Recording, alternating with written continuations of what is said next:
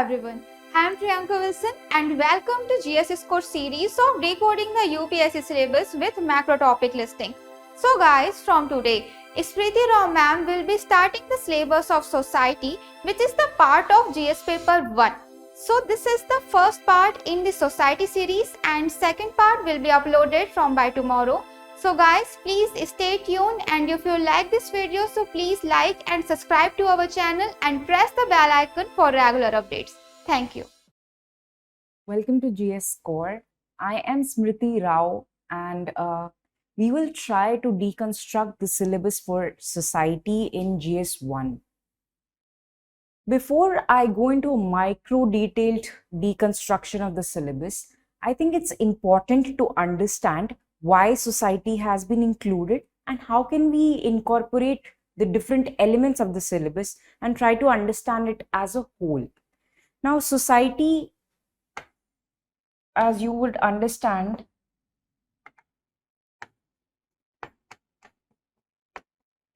can be seen as a collectivity, a social group, different individuals coming together with a certain purpose.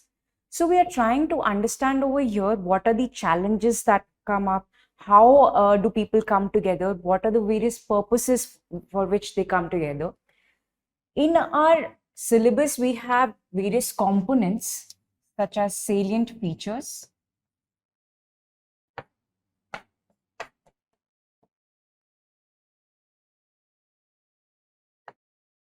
then we have processes such as secularism, communalism, regionalism,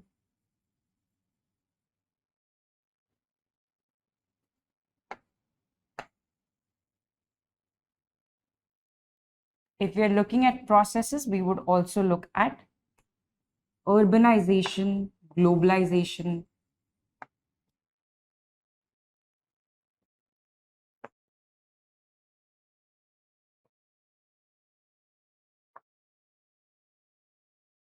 and then what we have is population, composition, dynamics, challenges, also closely interlinked with social justice.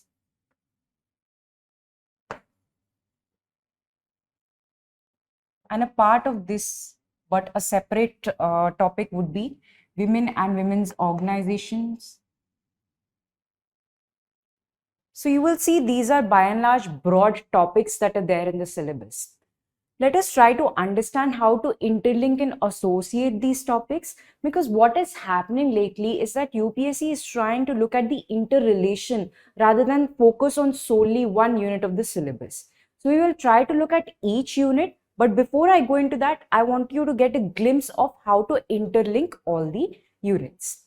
Now, when we're talking about India, we begin with the specific features of the Indian society. These features are also part of what we call the salient features. Salient features, salient means something that is unique to the Indian society. So when we have to describe Indian society in particular, we are looking at those characteristic features which are particular to the Indian society, which may or may not be seen anywhere else in the world. Once we look at these features, then we are going to look at what brings changes in the society.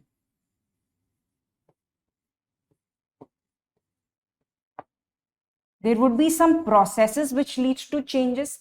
A society is something that keeps changing over a period of time. It can be considered to be organic. It is not static. It keeps changing. It keeps evolving. Newer forms come into being. Newer processes take place. So these processes can lead to a certain, let us say, amalgamation, which brings in unity in diversity. The pulse in this part is basically positive. We are trying to see that what are the features of the Indian society which make it stand out, which allow it to incorporate different types of social groups, different types of characteristic features together. And then we can look at threats to this continuity.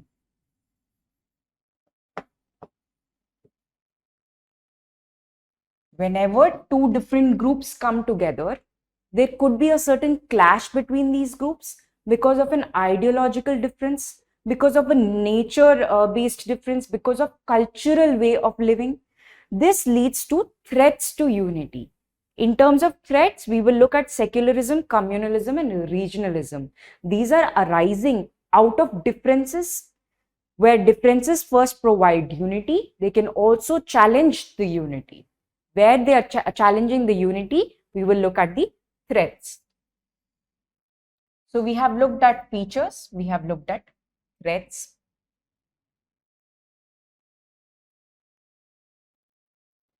Then we are looking at what are the processes which are leading to this kind of a continuity of society itself. In terms of processes, we can look at urbanization and globalization. Like I said, any society is not constrained in time and space. It evolves. It leads to a transitory phase. So urbanization and globalization can be referred to as those processes which render it a character of transition, which make it transient, which allow it to change its nature. Along with urbanization and globalization, we will also look into greater details as to what are the challenges, what are the impacts, is it positive, is it negative, which I'll do in syllabus micro construction. And finally, when we are looking at the components of the society, the reason why I write components over here and not any earlier is because these processes keep happening, they keep occurring over a long period of time. When we're looking at components, these social groups are the ones that are impacted the most by these processes, by these changes, by this characteristic of the Indian society. In terms of components, we will be looking into population, women and women's movement. Population consists of different social groups. Population over here in specific relevance to the syllabus would consist of vulnerable sections of the society, of which women would be a part, but specifically women-centric questions and women's organization-based questions are seen, so it can be a separate part of the syllabus. However, we can understand population as components of the social structure of the society. So here we will have old age, disabled, children, scheduled caste, scheduled tribe, and women. We will see that certain questions have only been asked so far, so there is scope for more questions to be asked from this section. With specific relevance to social justice, women's movements, and empowerment of women, we will see how there have been organizations in the past, what kind of character did they have, is that character still relevant in the present society, what are the challenges that women face in the present society, and all of that in micro deconstruction. So this should give you a broader picture of about what exactly is society. We are talking about the features of Indian society. We are talking about the processes that the Indian society has undergone, what brings it a change in the society. We are talking about the components of the society, the social groups, and threats and challenges to this unity and diversity. If you have this idea of interconnectedness in your head, even if a question comes which is combining two or three elements from the syllabus, you will be able to interlink. Being able to interlink and interconnect different parts of the syllabus is what will give you an edge in the examination point of view. So let us begin with deconstruction of the syllabus.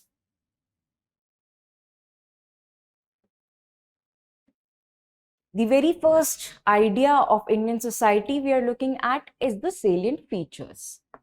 Salient referring to something that is unique in characteristic, unique to the Indian society.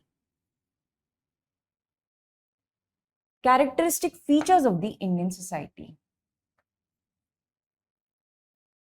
India is known to be a land of pluralities.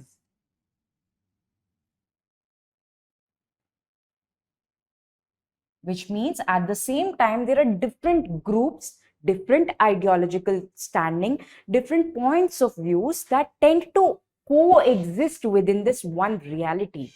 What are the social groups? We are particularly referring to religious communities, caste as an organization, which is very unique to the Indian society, class which is seen other parts of the world as much, but we will also see how there is a different organization of class in India. For instance, there's this concept of centrality of the middle class, where it goes to say that even in the middle class, we have the upper middle class, middle class, and lower middle class. We won't be going into the technicalities, the syllabus doesn't warrant that, but it is important to understand that there are class-based differences which are also unique to the Indian society. Then we can look at race, ethnicities,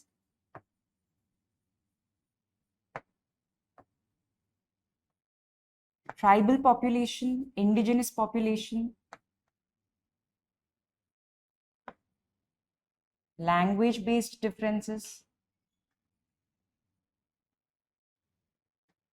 This part of the syllabus expects you to see the diversity in the Indian society. The pulse of this section is basically positive.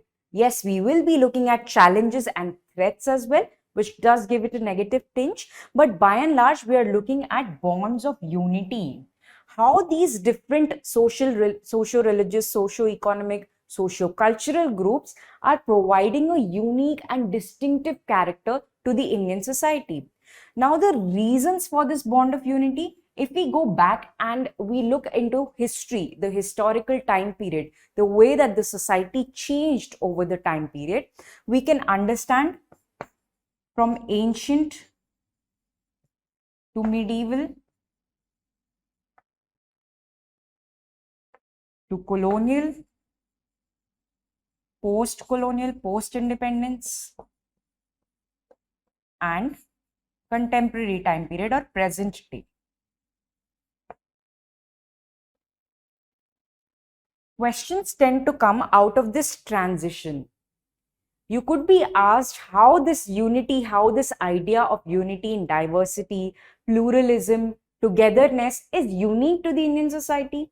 Now, you may list out that yes, there are various socio-cultural groups, there are differences, there are different characteristics, ideologies, and different ways of looking at life which coexist in India. But the reason for that can be traced back to historical precedents. In the ancient time period, we have this philosophical underpinning, which we can call like Sarva Dharma Samabhava, where unity in diversity is rooted in a way of life.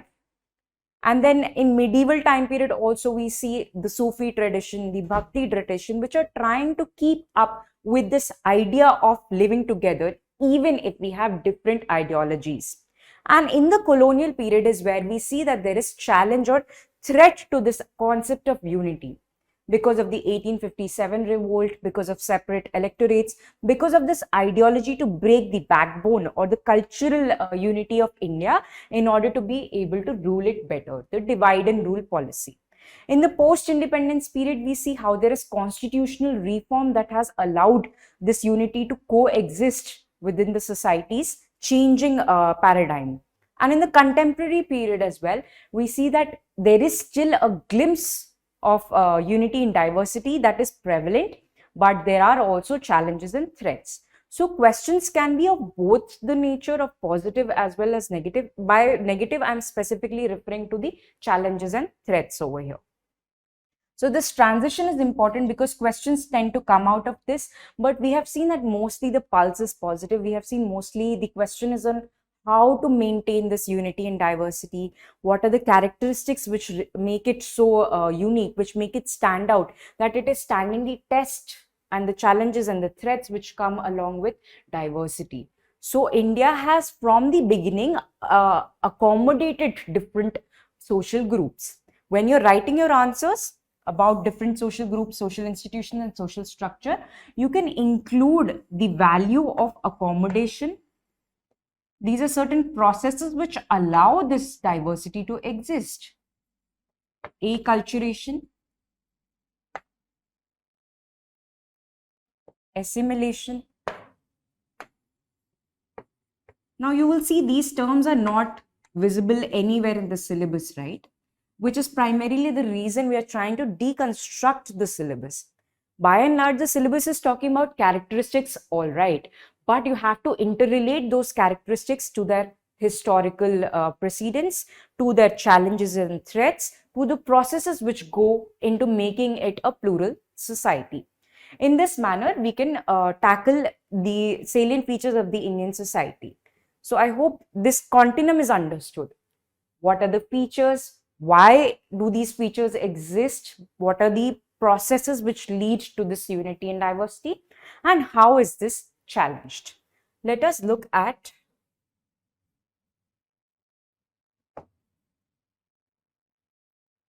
the certain PYQP questions which are giving insight into what kind of trend has occurred with relevance to this section. Before I begin, I would like to point out that maximum number of questions do tend to come from this section. So it might seem like something that's too commonsensical, too easy to tackle, but I would suggest that you actually give it the importance that it deserves, because the nature of questions could change. However, the foundational aspect, the basic concepts remain the same. It's easy to tackle something where you know that there is a fixed component and it may vary a little in application. So focusing on the fixed component, let us see what all questions are there. How does the Indian society maintain continuity in traditional Indian values? Enumerate the changes taking place in it. The way forward is to understand what are the key terms in the question. While explaining the syllabus, I did focus extensively on the fixed structure and the changing structure, the transient nature. Now, this is the underpinning of the syllabus. This is like unwritten rules of the syllabus, because they want you to understand the syllabus in its comprehensive or in its entirety, in its wholeness. So you have to understand that continuity and change are the key words. You will be able to write about traditional Indian values. It's very much in sync with what are the characteristics of Indian society.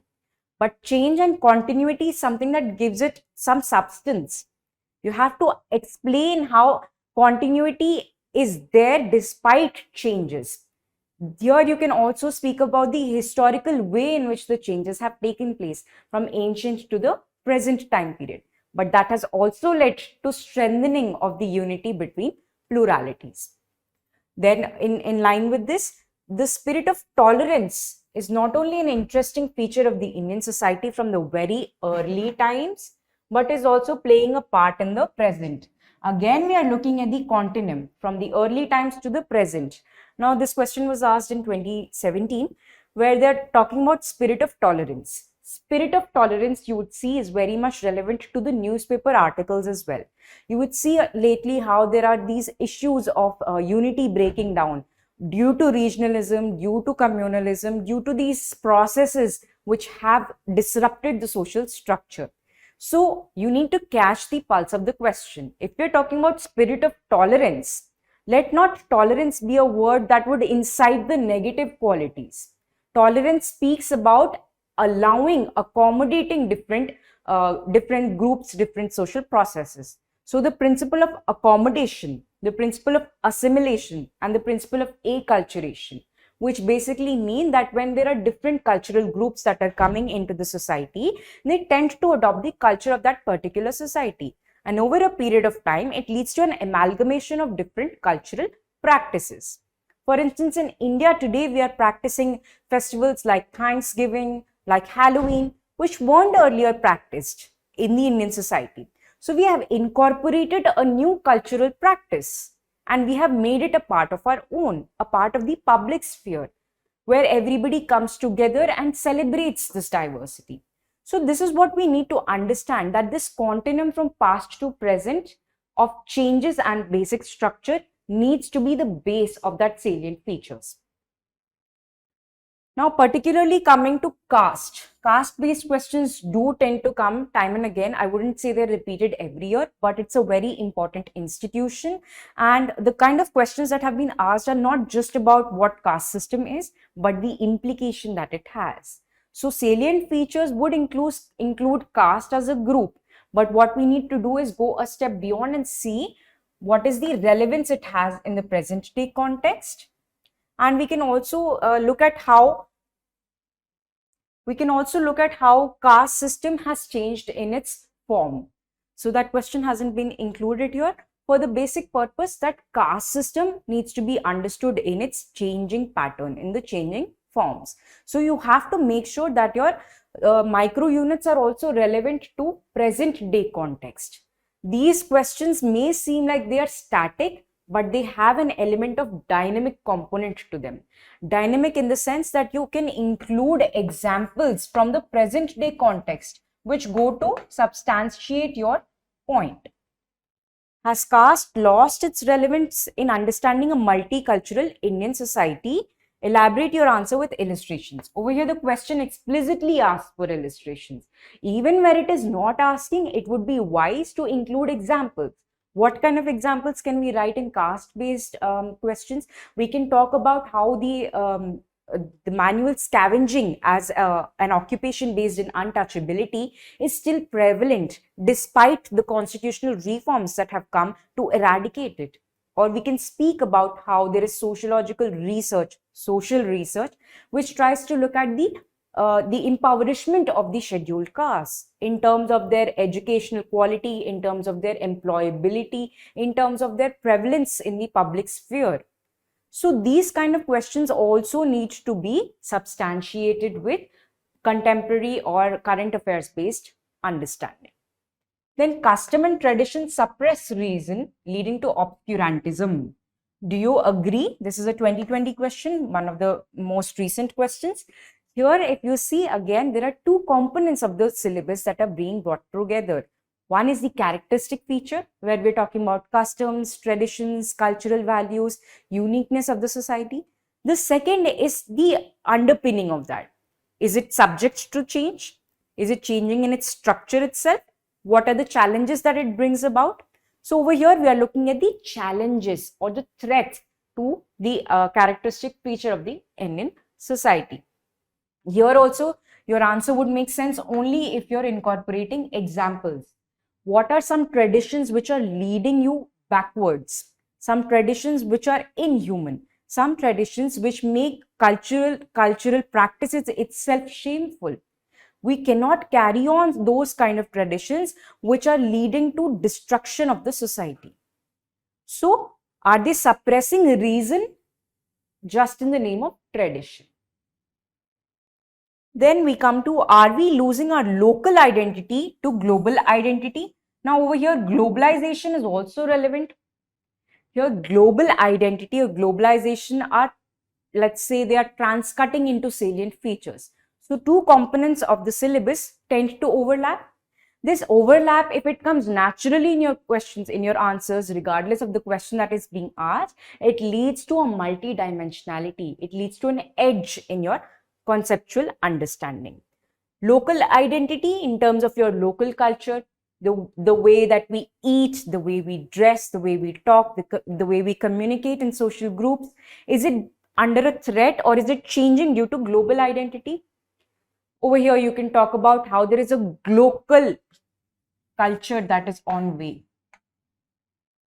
So there are certain terminology which you can actually get a grasp of with the help of our notes and lectures. Then discuss whether formation of new states in India in recent times is beneficial or not for the economy of India. This also overlaps with regionalism. The reason we are writing over here is that we are looking whether it's beneficial or not for the Indian economy. In terms of new states, you can talk about Telangana, Andhra Pradesh, you can talk about Ladakh, Jammu and Kashmir, which has been split. So what is it leading to? Apart from your general understanding that whatever funds need to go to from the exchequer to the state, you also need to incorporate an idea of the socio-cultural values. If socio-cultural values are given prominence, will it lead to a better economy in the state? For instance, let us say when we're talking about Telangana and Andhra Pradesh, there are certain festivals which were earlier celebrated by the people of Telangana when Andhra Pradesh was like undivided, like the Batkama festival, for instance.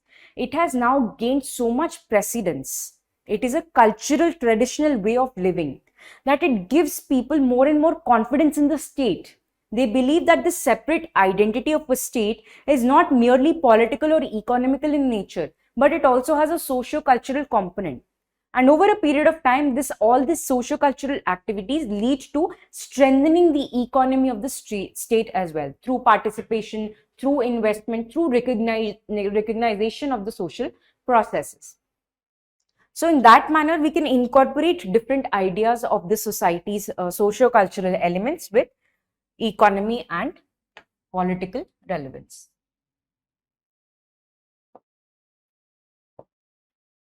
Coming to threats and challenges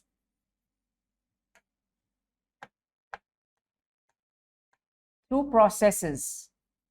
Challenges to unity. The first section was about salient features, unity in diversity, and we have seen that in the first section itself, one of the key points is threats and challenges that gets interlinked with communalism. So there could be a broad question about threats and challenges in which you can talk about these processes, or the questions would be narrowed down. The way in which the questions have been lately asked is an interconnectedness, in an interrelated manner. So keep it at the back of your head. No matter what question is being asked, your answer will have that multidimensionality by interrelating different ideas of the syllabus, which we saw in the very first unit of the syllabus. So communalism, basic definition you should know. Communalism basically refers to that idea that your own religion, your own being, your own community is superior to that of the others. So you refuse to acknowledge differences and you believe that that superiority has to be established. Therefore, it leads to a cycle of violence. It begins with your identity, that you belong to a particular community in specific relation to religion.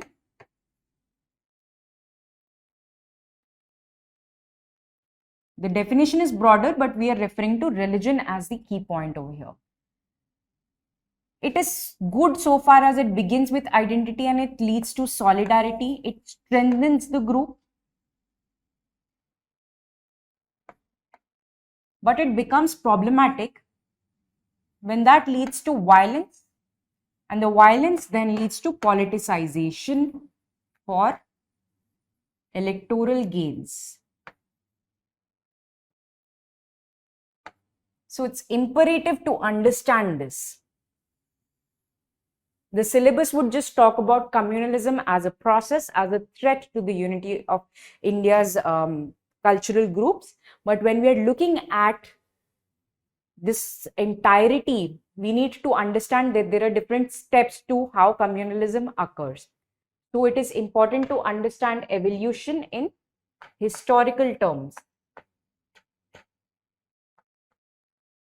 Over here also, if we are looking at the colonial ploy, the divide and rule policy, 1857 revolts, separate electorates, and how they wanted to have a different law for the Hindus and for the Muslims. So this whole idea began with the colonial ploy. We can say the roots take place over here. And then also in the medieval culture, yes, there are issues. We have seen how rulers such as Aurangzeb have led to deconstruction of the destruction of the religion such as Hinduism, which was dominant practice in the Indian subcontinent. But more focus needs to be laid on how this transitioned into the present society.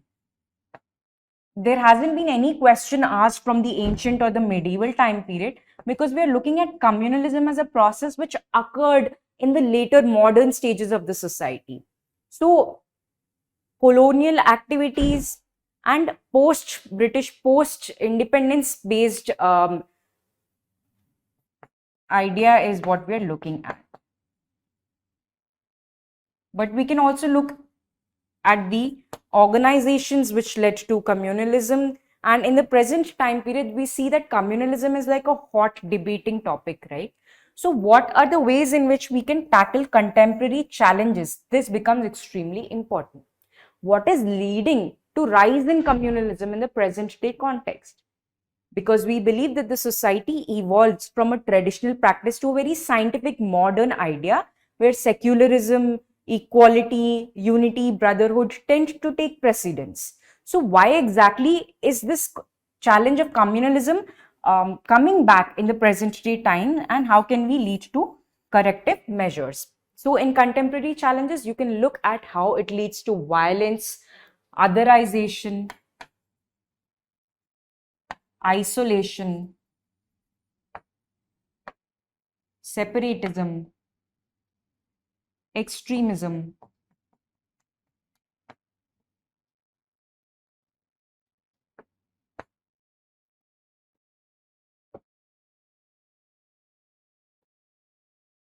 It can also lead to secessionist tendencies, and it would have an impact on not just your socio-cultural unity, but also on your politics, on governance, politicization, for electoral gains. Although explicitly this kind of question has never been asked and it's unlikely to be asked, but when we're looking at threats and challenges, you can look at how polity and governance tend to get negatively impacted due to this process of communalization, and they can use it in a wrong way. So this is still a challenge or a perceived threat as well. Then also the politics of appeasement is just as problematic as is victimization. So you see, in terms of declaring a certain group as a minority group, the majority group is not always the one that is advantageous. So there are intricacies, there are gray areas, there are demands for developing a minority majority group within a state. Why are these demands coming up? Because of the perceived threat of separatism, because of perceived relative deprivation. So relative deprivation in economic terms is another way in which we can look at the arrival of communalism.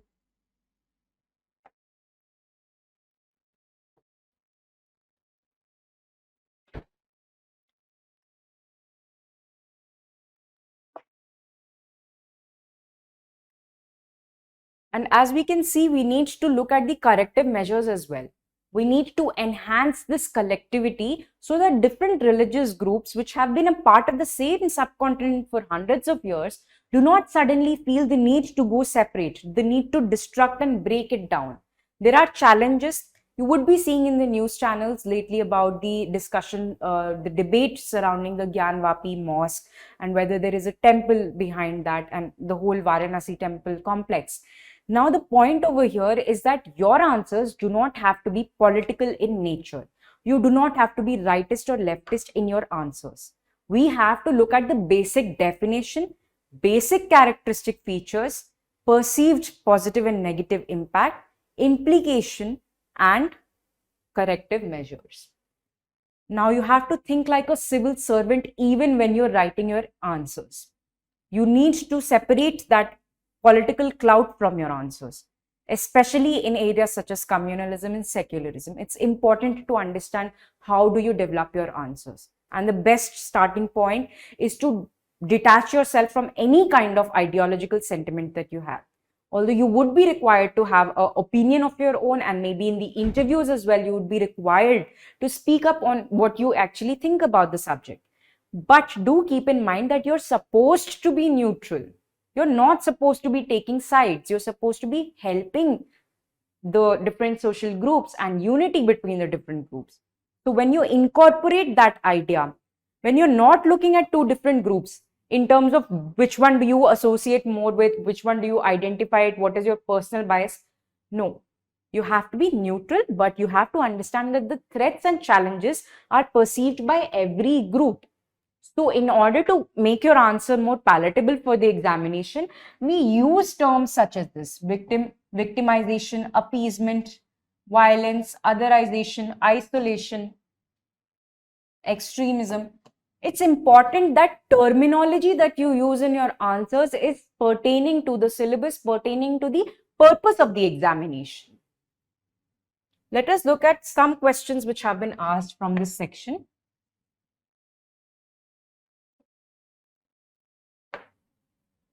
Communalism arises either due to power struggle or relative deprivation. We had seen previously how relative deprivation is a key term that we brought about on our own. It is not explicitly given. So again, I would tell you that it's important to understand the surrounding areas, the surrounding aspects. If you have ever heard about social media optimization, search engine optimization, you would have come across this term on hashtags. So one interesting feature is that how you don't use a hashtag that is particular to the post, but you use surrounding hashtags because it generates more leads. Now, why am I telling you about this? Is to get an idea that we need to have a surrounding understanding of the key topic. By surrounding, what do I mean? Something that is relevant to its structure. How did it begin? You can look at the questions such as how, what, why, where, when.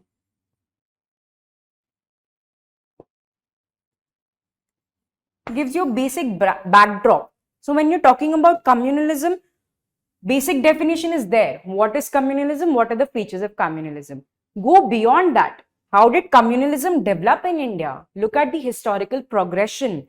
Why is it still relevant? Look at the present context.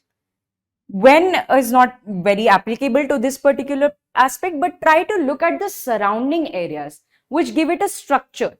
Try to interlink it, and that gives it a holism, a comprehensive understanding of the micro units. Let us come to the second question. Distinguish between religiousness, religiosity, and communalism, giving an example of how the former has got transformed into the later in independent India. Like I said, the historical progression remains important. Characteristic features need to be understood in their social context, and this social context will give more relevance to its existence itself. So here, how did it get transformed is really important, because like I said, questions haven't been asked in the ancient and medieval time period so much as they have looked at the continuum from medieval, from let's say modern to the contemporary present day time period, because communalism tends to have been developed in this time period itself. There could have been minor instances in the ancient and even in the medieval history, we would see a lot of this, but we are focusing entirely on the modern society, on how communalism as a process has taken a token, has taken a crystallized form in the modern society. That is where your analytical idea of the question needs to come in. Another closely linked process, again we will understand it in terms of the processes that have taken place in the Indian subcontinent, which either threaten the community or challenge it, but they also can strengthen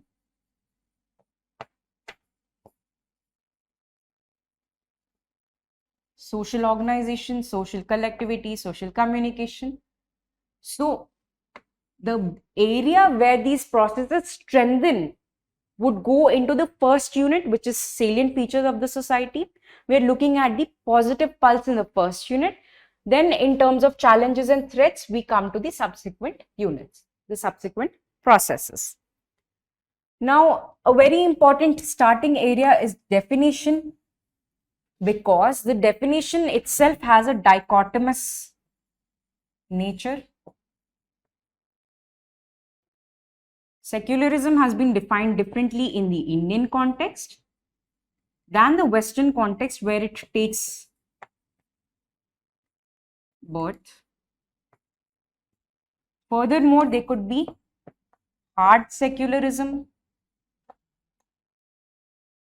soft secularism, positive, negative. Let us understand what these dichotomies really do mean. In the Western context, due to the historical procedure, we see that earlier the state and the church were combined. So religion would dominate every sphere in the life. Even a king would be declared a king because of a divine rule. The divine rule said that the king was ordained by the supernatural forces, by the God himself, to have become a political supremacy, or to have a political supremacy, to be a leader. So it was unchallenged and unquestioned for ages. Then there were other thinkers who came in, like Montesquieu and Rousseau, who questioned this divine right. They said that why do we have to intersperse politics with religion? These are not intertwined. Who gave you the idea that the God himself has said? Who is God? What authority do we have of an abstract entity? And as a rational, modern, scientific citizen, we must be questioning these beliefs which do not have any structure or base. So that led to the birth of secularism as a concept, which said that the state has to be separated from the church. And the separation of state from the church took the token of the term secularism in the Western context.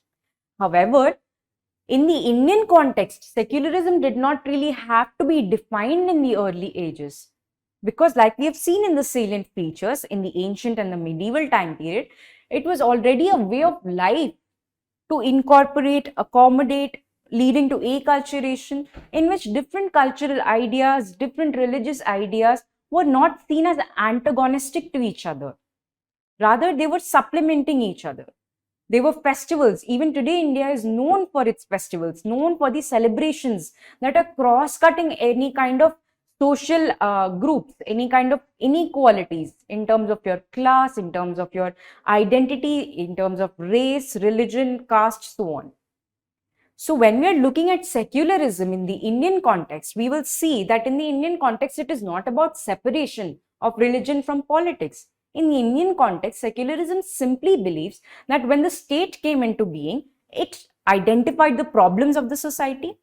Independence led to understanding of different religious antagonisms, which the seeds were sowed by the Britishers during the colonial time period. Here again, historical Indian history, historical process is important, because that is what led to secularism being included in the preamble. The reason why we wanted secularism to be a part of our political governance is basically that they did not want the state to favor a particular religion, be it the majoritarian religion, and they wanted to look at those provisions which would provide equal facilities to all the different religions. So you see, in one way, it is definitely different from the Western context, because here we are not talking about separation of state from the church. But in one way, it is similar to the Western context, because here we are talking about how the state needs to remain neutral. So constitutional provisions will have to strengthen this kind of religious plurality rather than break it down. Secularism is again another hot topic that has been repeatedly debated in the present day times. So contemporary challenges. However, you would see the questions do not directly ask like what are the challenges in this manner. So we do not have to extensively talk about this media kind of a language where they're pitching, let us say, Hindus against Muslims, or majority minority religion, or appeasement versus religious affirmation, in that sense, the positive discrimination. You can include examples, but try not to use that kind of a media-based language, because that actually has a very debilitating impact to understanding of the concept. You have to use a refined language. You have to ensure that the terminology that you're using is befitting the examination purpose. Then we also include way forward. Let us look at certain questions which have been asked, because that will give you clarity about how to go forward. How is the Indian concept of secularism different from the Western model of secularism? Pretty straightforward question. And what are the challenges to the practices in the name of secularism? Again, if you are looking at these questions, you need to catch the pulse of the examiner's mindset. They do not want you to pitch religions against each other. They do not want you to look at what led to what. No investigation. We are not looking at it from media trials or some political analysis. We are looking at secularism as a concept, as a process which has threatened the unity in India, and which also has the possibility of strengthening the unity. So we are looking at the historical procedure in which secularism has taken place, and if there are contemporary challenges which arise out of, let us say again, relative deprivation or perceived threat, otherization, Islamophobia, or we can say the whole challenge of commensality which existed in the caste-based system. Is it creeping down into religion-based system? So this continuity is something that needs to be understood, but we do not have to focus on the particular incidents that have happened. We look at stuff like mob lynching. Look at the terminology that we are using. Violence, otherization,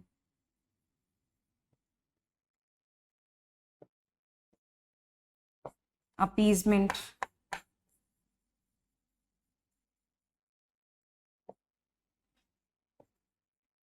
Islamophobia,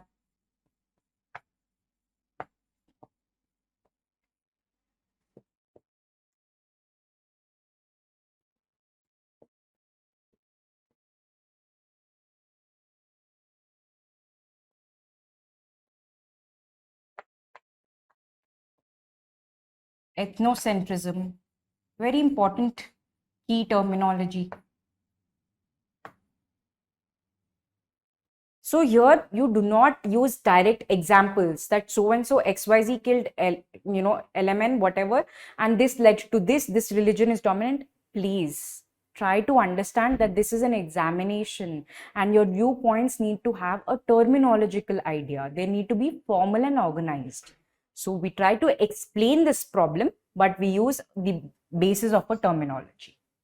In this manner, the concept on secularism, we can expect more questions, although in the previous year pattern in the last 5 years, we have not seen much questions, as you can see. But yes, since it's so much relatively used in the everyday context, it is important. So you can actually, when you're writing your examples, you can state how the problem of wearing a hijab or a veil to the educational institutions has led to implication of secularism, a negative implication, because now a secular place, a place that is supposed to be detached from religion, such as an educational institution, tends to get mired in the problem of secularism. So these are the ways in which you incorporate examples without making it so explicit in a very political kind of a terminology, right? So let us move forward.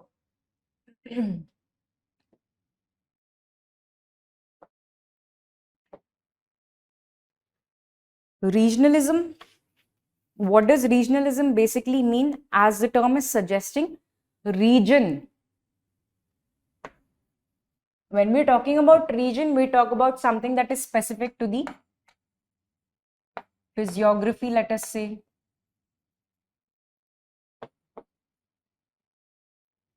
geographical context. But we are also looking at a political separation. So we are looking at isolated units, not isolated, but different units, which are bound by some geographical physiography features, and then they also have a political identity. So regionalism by definition basically means when there is excessive love, association with a particular place, it becomes one's identity marker,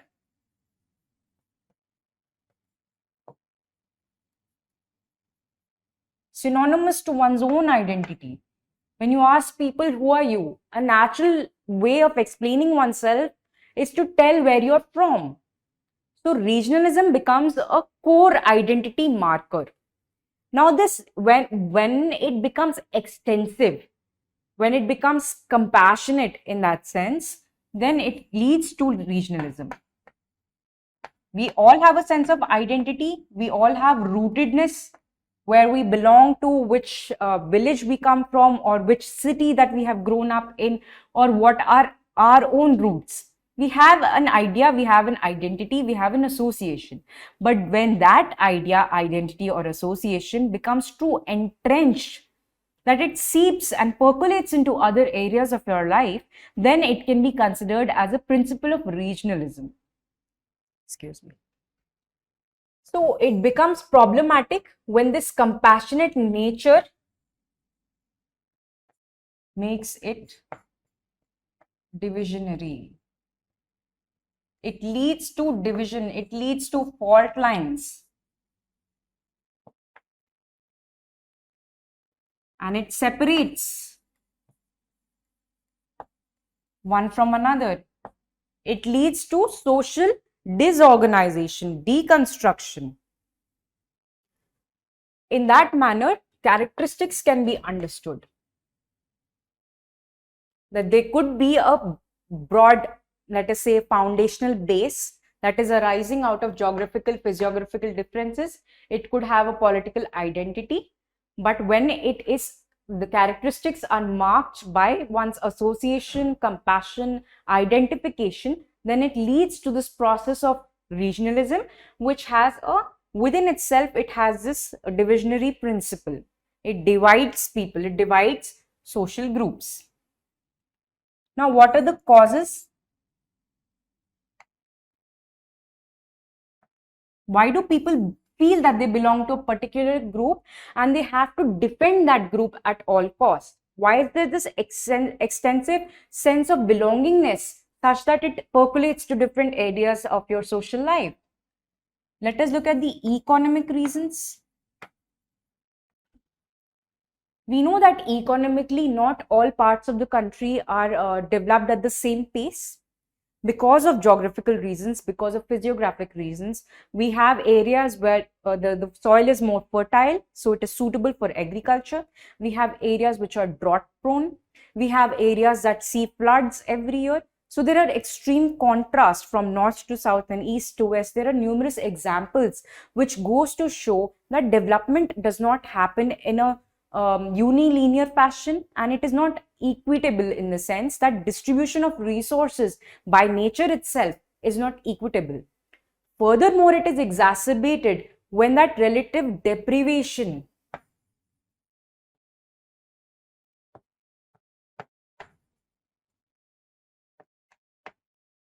becomes your identifier. So this idea that the particular area is lacking in resources, which leads to its economic, let us say, underdevelopment, would lead to a regionalism. We have also named states like Bimaru states in the north, or we see the northeast region, which is relatively not as developed. We see that there are certain union territories which are not developed, but the union territories have also gone to show how developed they are.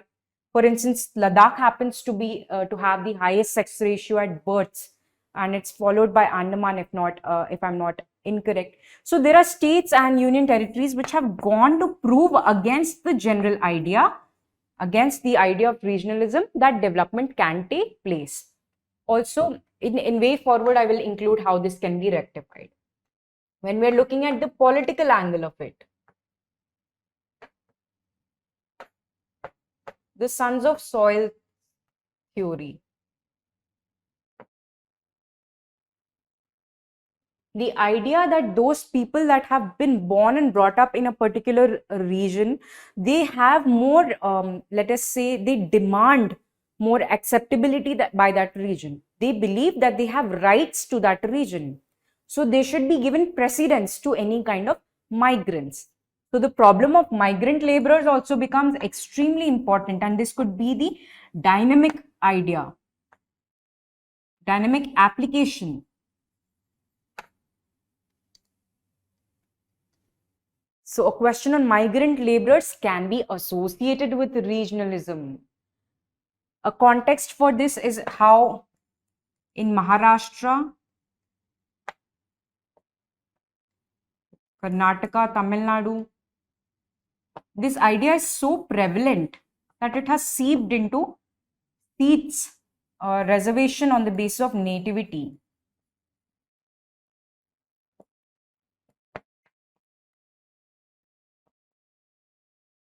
There is also, in the socio-cultural ways, we see that it has led to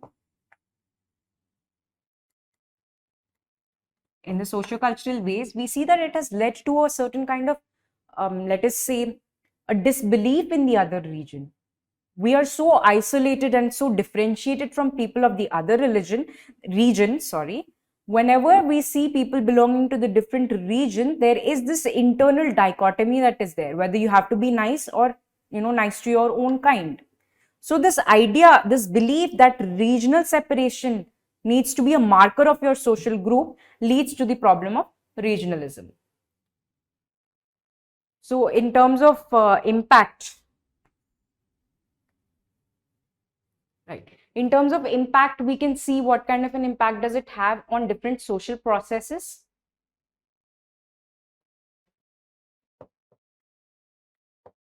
What impact does it have on economy? Think about it. There are different regions. Each region wants to get the best share. So what possible impact could it have on economy? One divergent way of looking at it is the environmental causes, which are clubbed with geographical features or physiographic features. Interstate water sharing.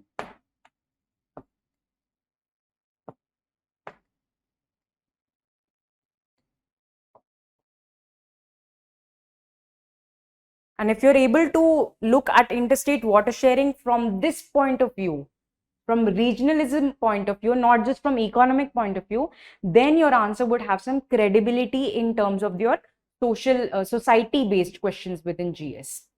So interstate water sharing disputes do arise out of this belief of regionalism, that we belong to this region, the river is flowing from this region, so we have rights to it, even if it's a common public good. Then impact can also be seen in terms of your political units or governance, in terms of your states, state boundaries. Secessionist tendencies can be seen. The demand for Bodoland, Greater Nagalim,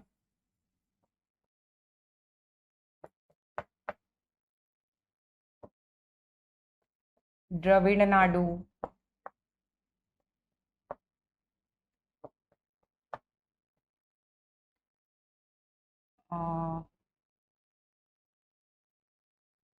these lead to this idea that even though political units have been formed, states were formed on linguistic basis.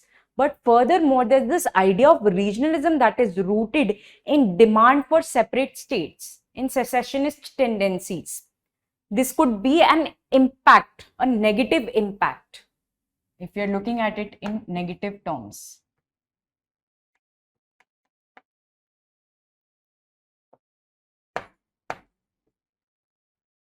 Kalistani Movement. Naxalism can also be understood in one dimension, as be rooting out of this kind of a regionalistic idea. Okay. Then it leads to fundamentalism, as we can see.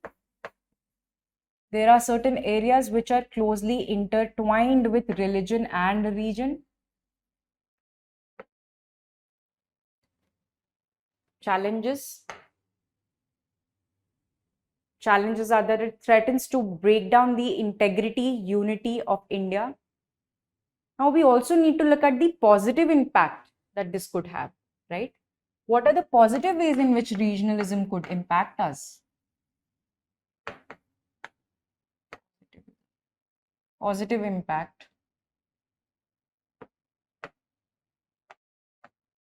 And it is also linked with way forward. So negative impact, challenges, positive impact, way forward, closely interlinked. Cooperative federalism.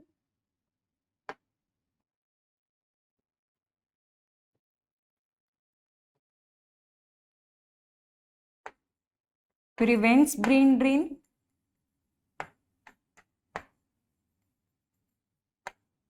Leads to social cohesion, or it keeps people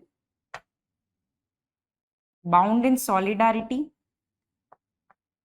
This is a socio-cultural implication. Furthermore, we can also say competitive ways in which it can lead to integrity. If you have heard about the aspirational districts program,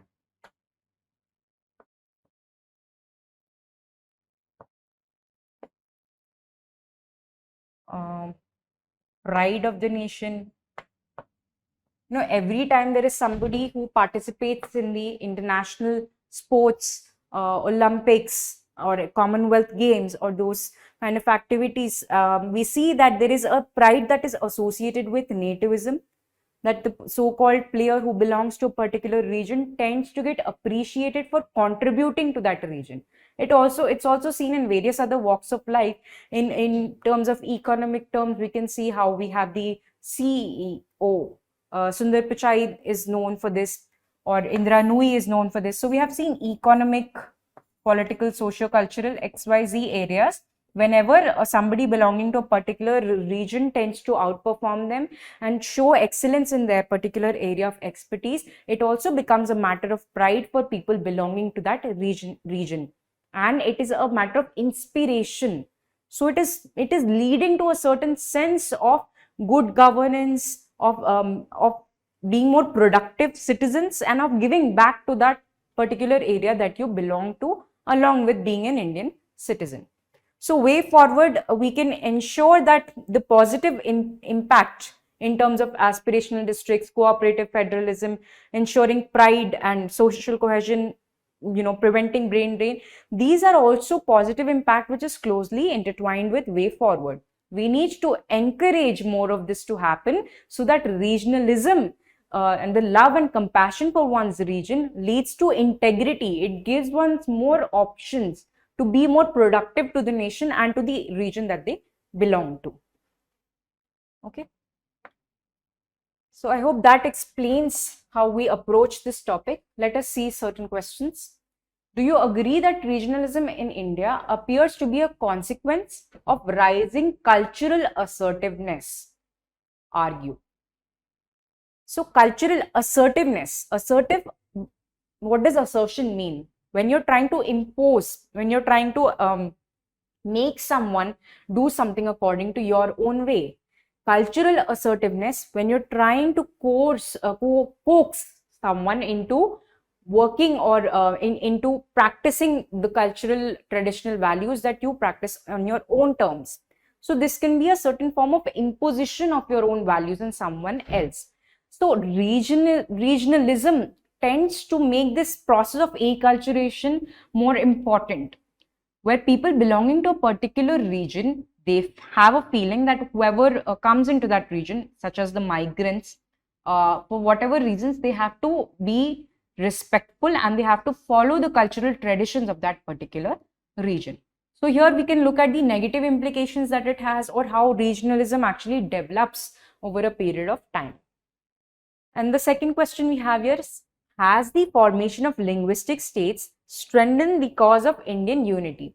This is closely intertwined with the first unit, which talks about salient features and India's unity. Why has it been written over here? For the mere idea that linguistic states have been formed somewhere along, which leads to regionalism. So you see there is an overlap. There is no strict watertight compartments when we're looking at the syllabus, especially for society section of GS, because we have to understand that everything is multidimensional. There are surrounding areas which give it more precedence, which make it more valid. We need to understand it in comprehensive way.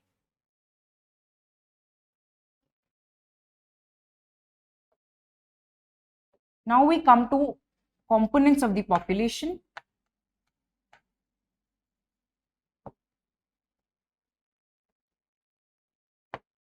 And specifically, the starting point over here happens to be role of women and women's organization. This is a separate heading in the syllabus, so we will look into it in particular.